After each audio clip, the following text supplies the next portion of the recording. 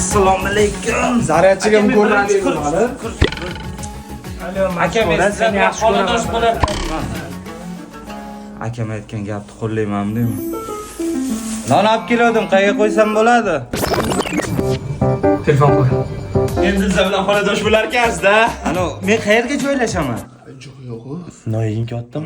Tur abi, ko'rpachadan joy olasiz. Ana, 4 ta kompot ham olib keldim, qayerga qo'yay? Kompot? Mani joyimni bo'shatinglar, divanda o'tasiz do'stlar. Divanda yo'qmi? Ha, ona xavotir olmang, joylashdim. Ovqat yeb oldingmi, bolam?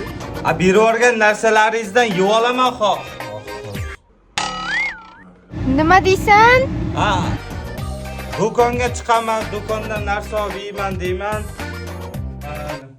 Onaning ko'ngli dalada. Biratishga tur. Nimaga? Kompot tugadi. Nonim bor-ku. Ha, noning bor. Bo'pti, ko'rpachaga o'tib ol tur. Birinchi kursqa nimaga ovqat qilmaydi? O'zi yaqinda kelib joylashdi. Hali birinchi kurs. Biz ham birinchi kurs bo'lganmiz. Namuncha qiynaysan bolani? Aka, kirlaringizni yuvib qo'ydim. Mana biz. Tur endi ovqat qil.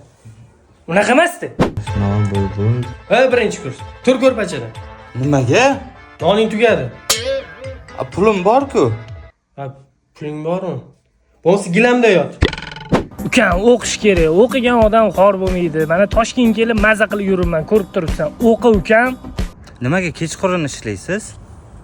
Ertalab uyalaman jinni. Turayman joyimda. Pulim tugadimi? Ha, tugadi. Aya, meni yaxshi sharoitlarda yashashim xohlaysizmi? Xohlayman, bolam. Bo'lmasa 4 ta kompot berib yuboring.